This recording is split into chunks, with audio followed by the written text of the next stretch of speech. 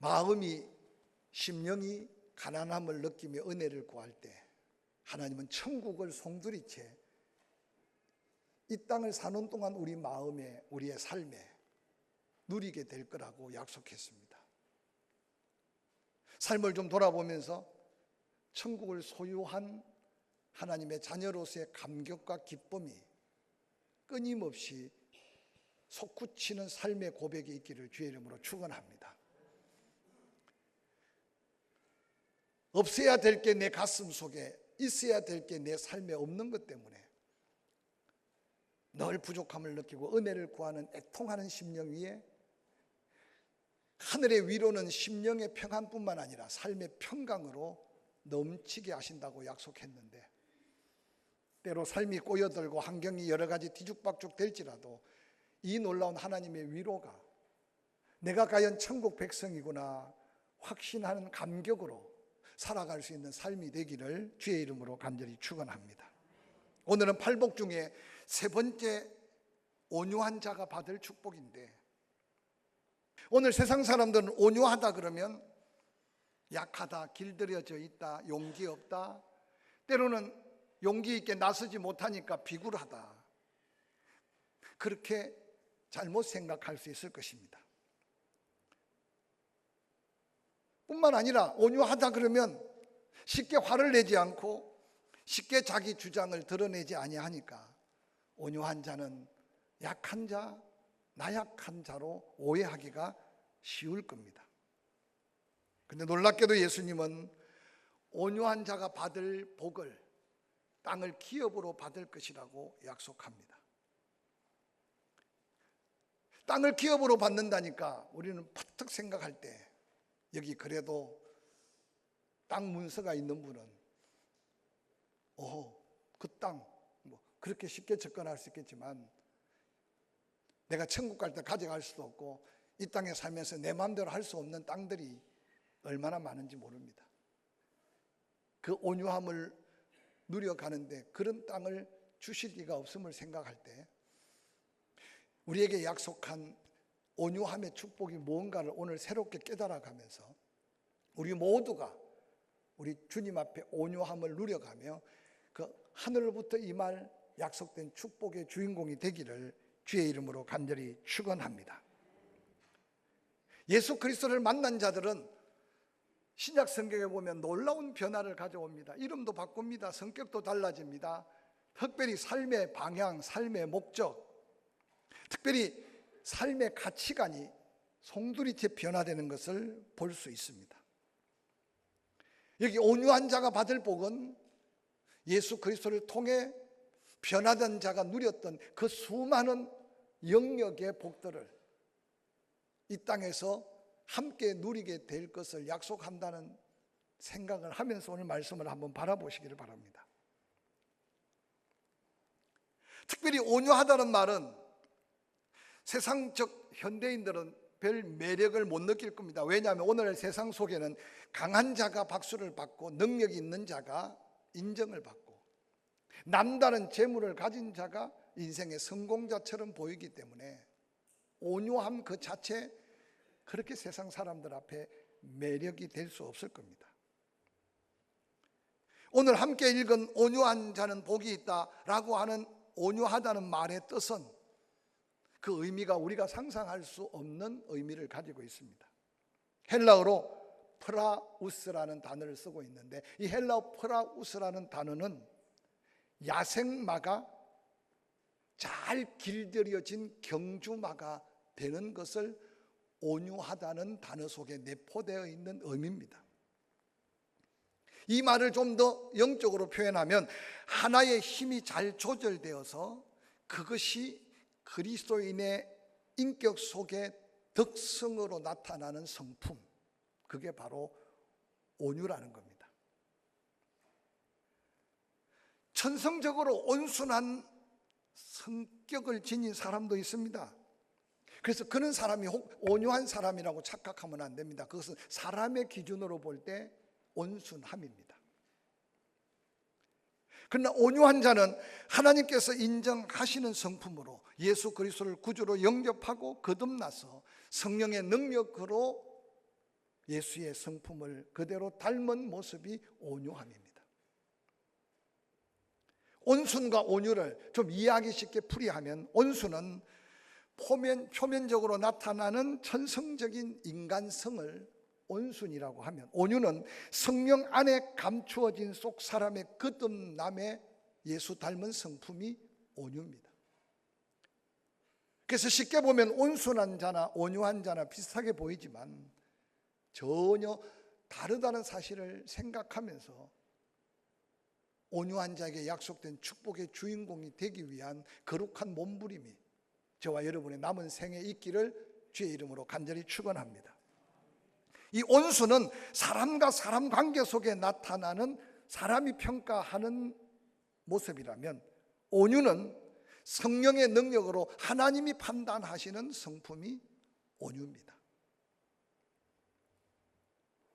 그래서 기억해야 될 것은, 오늘 본문에서 예수님이 온유한 자가 땅을 기업으로 받는 온유는, 프라우스는 자기 수양이나 자기 절제로 인해서 터득한 인간 노력의 덕목이 아니라 하나님께로부터 주어지는 놀라운 성령의 은사적 성품임을 기억한다면, 우리는 아마 이제 뚜렷한 차이와 기준을 발견하게 될 것입니다. 온유는 그래서 인간으로 바라볼 때 느끼는 성격이 아니라 하나님의 성품, 구원받은 자의 속성에 속합니다. 마태복음 11장 29절은 이렇게 기록하고 있습니다. 나는 마음이 온유하고 겸손하니 나의 멍에를 메고 내게 배우라. 그리하면 너희 마음이 쉼을 얻으리라. 예수님은 직접 당시의 제자들에게 당신이 마음이 온유하고 겸손하다라고 선포하고 계시는 이 말씀은, 예수 그리스도가 우리의 온유함의 모델이고, 온유함과 겸손함은 뗄래야 뗄 수 없는 그리스도의 성품이고, 믿고 구원받은 우리의 변화된 내적 성품이어야 함을 예수님은 증거하고 있습니다. 예수 그리스도께서는 삶을 온유하게 사셨습니다. 말구육간에 태어나심도 온유함의 상징이고, 십자가에 못 박혀 묵묵히 자기 모든 것을 다 내어 놓음도 온유함의 모델입니다. 때로는 바리새인들과 서기관들에게 얼마나 무섭게 징계하시며 책망하셨는지, 때로는 불의 앞에서 분노할 줄 아는 온유함이 예수 그리스도께 있었습니다.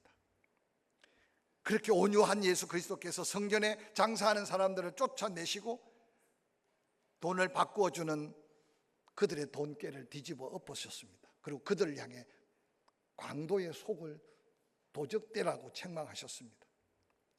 때로는 진리 앞에 거역하고 하나님의 말씀을 거절하는 바리새인들을 독사의 자식들이라고 분노하며 책망하셨던 예수님의 마음속에 온유함의 놀라운 모습들을 그대로 보여줍니다.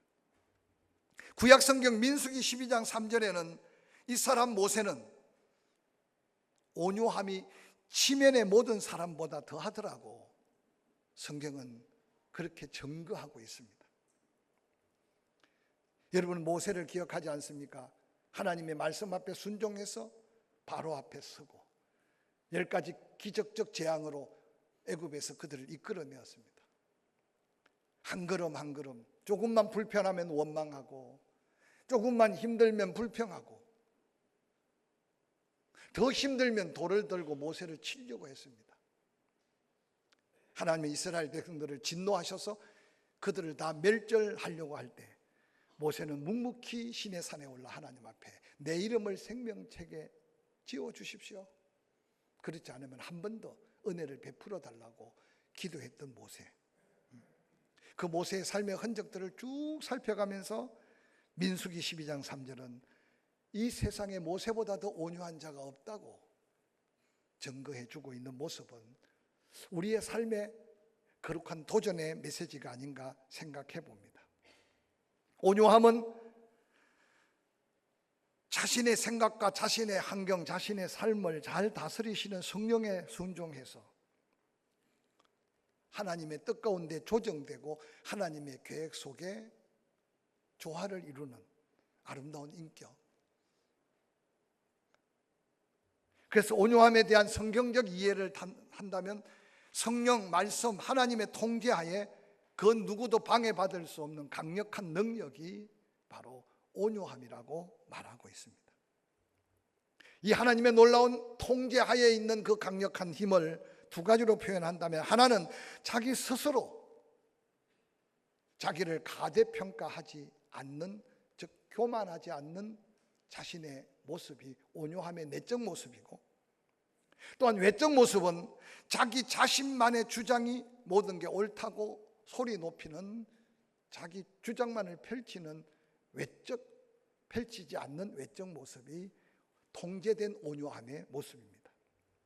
구약의 지혜자는 잠언 16장 32절에 이렇게 외칩니다. 노하기를 더디하는 자는 용사보다 낫고 자기 마음을 다스리는 자는 성을 빼앗는 자보다 낫다. 노하기를 더디하는 자, 자기 마음을 분노해서 다스리는 자는 전쟁에서 승리해서 성을 빼앗는 것보다 낫다. 그러면서 이어서 말합니다. 잠언 25장 28절, 자기 마음을 제어하지 아니하는 자는 성읍이 무너지고 성벽이 없는 것과 같다. 적군에게 성벽이 무너지고 성읍이 없어지면 어떻게 되겠습니까? 나 하나의 죽음뿐만 아니라 모든 것의 멸망을 의미합니다. 온유한 자에게 보이지 않게 약속되어 있는 이 온유함의 귀중한 은혜와 능력을 다시 한번 소중히 여겨가며 여러분 내적 모습을 땅을 기업으로 다 누릴 수 있는 믿음으로 무장될 수 있기를 주의 이름으로 간절히 축원합니다. 스데반의 용서를 기억하시죠? 예수 그리스도께서 십자가에 로마 군병들이 못 박고 있는데 그 기도는 우리가 감히 흉내낼 수 없는 온유함의 아름다운 모델입니다. 기억하십시오. 온유한 마음이 있어야 하나님 뜻에 순종하고, 온유한 사람은 원망할 수 있는 자리, 불평할 수 있는 자리에서 감사를 찾고 원망과 불평을 이겨내는 마음이 온유함의 마음입니다.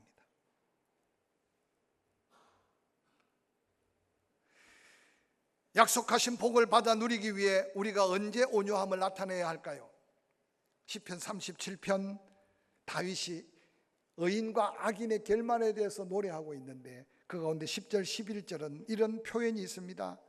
잠시 후에는 악인이 없어지리니 내가 그곳을 자세히 살필지라도 없으리라. 그러나 온유한 자들은 땅을 차지하며 풍성한 화평으로 즐거워하리로다. 시편 5편 오늘 세 번째, 온유한 자가 복을 받을 것이라는 예수님의 말씀 속에 많은 복음주의 학자들이 다윗의 이 고백의 말씀을 예수님이 기억하고 세 번째, 온유한 자 복이 있다, 땅을 기업으로 받을 것이라고 선포하셨다고 추측합니다. 다윗도 수많은 전쟁에서 수많은 사람을 죽였지만 다윗을 모함하고 다윗에게 엄청난 고통을 주었던 사람들이 얼마나 많습니까?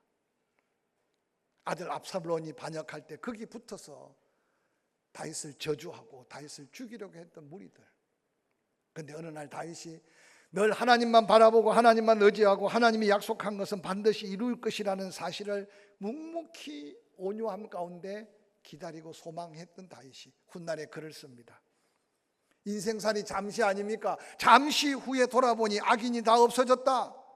혹이라도 남아있는 사람이 있나 하고 자세히 살펴보니까 살필지라도 찾으려고 해도 없었다. 특별히 부부지간에도 이 온유함을 갖지 못하면 말 한마디가 상처가 돼서 평생 아파하는, 서로 이해를 하지 못해서 그게 거룩한 부담이 아니라 마음에 짐이 되고 살아갈 때가 얼마나 많은지 모릅니다. 특별히 야고보서 1장 19절 이하에는 이런 말씀을 기록합니다. 내 형제들아, 너희가 알거니와 사람마다 듣기는 속히하고 말하기는 더디하며 성내기도 더디하라. 사람이 성내는 것이 하나님의 의를 이루지 못함이라. 그러므로 모든 더러운 것과 넘치는 악을 내버리고 너희 영혼을 능히 구원할 바 마음에 심어진 말씀을 온유함으로 받아라. 야고보서를 기록한 야고보는요, 요한의 형제 야고보가 아니고 예수님의 동생 야고보예요. 예수 그리스도께서 부활하기 전에 예수의 형제들이 예수 믿었다는 기록을 찾아보기 어려워요. 근데 부활하신 예수를 발견하고 자기의 육신의 형제지만 그가 메시아인 걸 알고, 그러고는 은혜를 받고 돌아보니 그때나 지금이나 척척하는 제자들이 왜 없었겠어요? 된 척하는 그리스도인들이 왜 없었겠습니까? 그래서 야고보가 간단하지만 뼈 있는 경고의 말씀을 전가합니다. 영혼이 없는 몸이 죽은 걸 알지 않느냐? 행함이 없는 믿음이 죽은 믿음이라고. 신약 성경 어디를 봐도 이렇게 강력하게 도전하는 말씀은 없어요. 그 야고보가 말합니다. 형제들아, 듣기는 속히 하고 말하기는 더디 해라. 성내지 마라. 사람이 성내는 순간 하나님의 의를 이루지 못한다. 할 수 있다면 모든 더러운 것, 넘치는 악을 내어버리고 너희 영혼 능히 구원할 바 마음에 심어질 말씀을, 하나님 말씀이 임할 때 온유함으로 말씀을 받아라. 온유함으로 말씀을 받으라는 말이 뭐겠어요? 성경 말씀이 다 그냥 아멘만 되는 말씀이면 얼마나 좋겠어요. 근데 어떤 때는 말씀 속에 심판도 있고 말씀 속에 저주도 있고 말씀 속에 경고도 있어요. 할 수 있으면 목회자들이 이곳에 서서 그렇게 힘든 말을 안 하려고 늘 애를 씁니다. 그러다 보니까 여러분 기도 그냥 듣기 좋은 말에 아멘만 했지 듣기 싫은 말에 아멘 하기 어려워. 그래서 어떤 때는 설교 때문에 말씀 듣다가 시험 든다는 말을 여러분 혹시 들어본 적 있는지 모르겠어요. 그 야고보는 오늘 그렇게 권면하는 거예요. 쓴 말, 내 마음에 맞지 않는 말, 때로는 내게 고통스러운 말. 근데 온유함으로 받으라는 게 뭐냐? 하나님 말씀으로 받으면 그게 복이 된다는 겁니다. 남은 생에 여러분 누가 어떻게 설교하든 간에 말씀 때문에 시험에 드는 어리석은 자가 되지 않기를 주의 이름으로 간절히 축원합니다. 축원합니다. 온유함으로. 갈라디아서 6장 1절은 이어서 이런 말씀을 기록하고 있어요. 형제들아, 사람이 만일 무슨 범죄한 일이 드러나거든 신령한 너희는 온유한 심령으로 그러한 자를 바로잡고 너 자신을 살펴보아 너도 시험을 받을까 두려워하라. 이 갈라디아 교회는 한 단일 교회가 아닙니다. 사도 바울이 1차 선교 여행을 할 때 수리아 안디옥에서부터 복음을 전하고 루스드라, 이고니온, 더베 그리고 다시 돌아가는 길도 반복해서 또 2차 선교 여행을 할 때도 처음 복음의 씨앗을 뿌린 그 지역을 다시 돌아봅니다. 여러분 이 땅에 처음 말씀을 듣고 구원받은 그들의 신앙생활이 굴곡이 얼마나 많겠습니까? 그래서 갈라디아서는 지금의 튀르키예 중남부에 있는 갈라디아 지역에 처음 복음을 전한 그들에게 쓴 편지입니다. 오늘 본문 속에 형제들아 사람이 만일 무슨 범죄한 일이 드러나거든 신령한 너희는 온유한 마음을 가지고 그러한 자를 바로 잡아줘라. 바로 잡아줘라. 오늘 본문에 바로 잡아주라는 이 말씀이요, 두 가지 의미를 헬라 원어 속에서 찾아볼 수 있어요. 첫 번째 바로 잡으라는 것은 혹시 여러분 사고로 뼈가 부러져서 탈골, 이골된 분 계십니까? 그대로 두면요 염증 생기고 팔 잘라야 돼요. 다리 잘라야 되고. 그런데 바로 잡으라는 헬라 원어는 그걸 있던 그 자리로 바로 맞추어 놓아라. 그리고 깁스를 하면 하나님이 붙여놓잖아요. 또 바로 잡아 놓으라는 말 속에 언어적인 의미의 두 번째는 고기 잡으면 그물이 있잖아요. 그물을 쳐놓으면 바위 틈새에 끌려서 그물코라 그러면 이 코가 아니고 그물에도 코가 있어요. 아시나 모르겠네. 그게 찢어지면 그물에 효능이 없어. 그래서 어부들은요 그 그물이 찢어져도 얼마나 찢어져도 그 같은 실을 끼워서 그 코를 다시 살립니다. 그리고 그물을 완전하게 맞춰놔요. 그래서 바로 잡아주라는 것은 찢어진 그물을 다시 원상으로 회복시켜주라 그런 뜻이에요. 오늘 이 말씀 잘 기억하세요. 우리 중에 실수하는 사람을 발견할 수 있어요. 나하고 생각이 달라서 그 생각이 잘못된 생각일 수 있는 걸 발견할 수 있어요. 그때 필요한 게 온유한 마음을 가지고 바로 잡아주래요. 뼈를 맞추는 통증이 있으면 함께 아파하면서 바로 잡아주고, 찢어져 상처가 났으면 그 찢어진 부분을 다시 회복시켜 가며 바로 잡아주래요. 그리고 바로 잡는 것으로 끝나지 말고 너도 자신을 살펴서 그런 시험에 들 수 있지 않을까 두려워하며 자신을 살펴보라고 말합니다. 근데 우리는 이 온유함이요, 늘 생활 속에 그냥 드러나 살펴볼 수 없어요. 어떻게 온유할 수 있을까? 하나님은 때때로 우리를 환난과 시련, 즉 연단을 통해서 우리를 온유한 사람으로 만들어 갑니다. 이 첫 번째 경험했던 분들이 있을 거예요. 근데 두 번째 더 놀라운 것은, 따라합시다. 성령의 능력으로 우리 안에 온유함을 채워주신다. 그래서 여러분, 성령 충만한 사람은 환난과 시련을 당하지 않고 연단을 당하지 않고 이 온유함에 무장돼서 땅을 기업으로 다 소유하는 특권을 누릴 수 있습니다. 근데 하나님이 그 사명 때문에, 그가 가는 하나님의 놀라운 일 때문에 그를 온유하게 만들어야 되는데, 그가 온유하지 않을 때는 환난의 바람, 시련과 연단을 통해서 그를 온유하게 만듭니다. 지난 세월이지만 제가 충청도에서 20년 동안 환난과 시련을 통해 온유함의 모양이라도 갖고 왔으니, 지난 20년 동안 이렇게 함께 은혜롭게 살았다는 사실은 제 작은 고백입니다. 저도 경상도 성질 급한 사람이었는데 충청도에서 20년을 안 살고 바로 포항 갔다면 아마 생난리가 났을지도 모릅니다. 사랑하는 성도 여러분, 온유한 자에게 하나님은 약속한 복이 있습니다. 부동산에 땅을 더해 주신다는 게 아니라 하나님의 능력, 하나님의 영광, 하나님의 놀라운 하늘에 있는 것으로 이 땅에 모든 것이 되게 하신다는 약속입니다.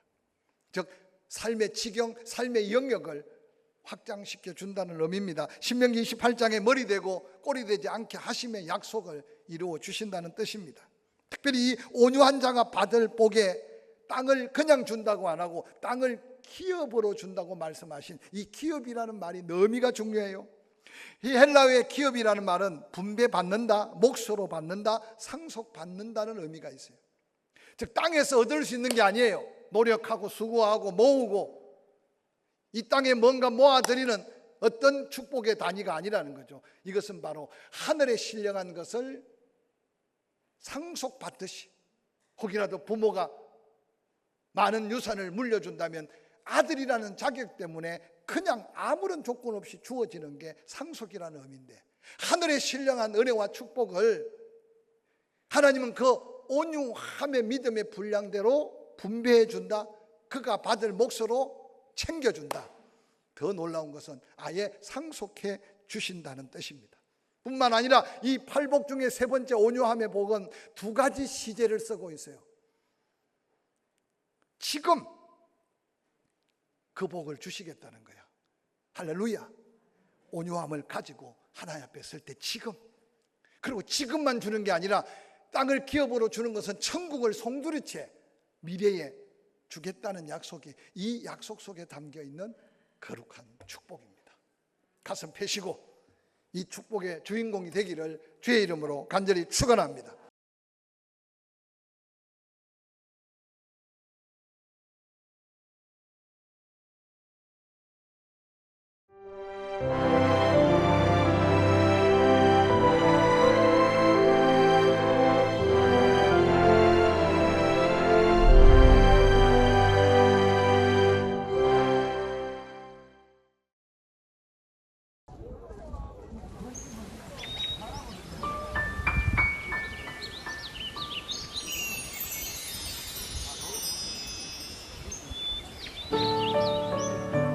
생명을 살리는 방송 CBS TV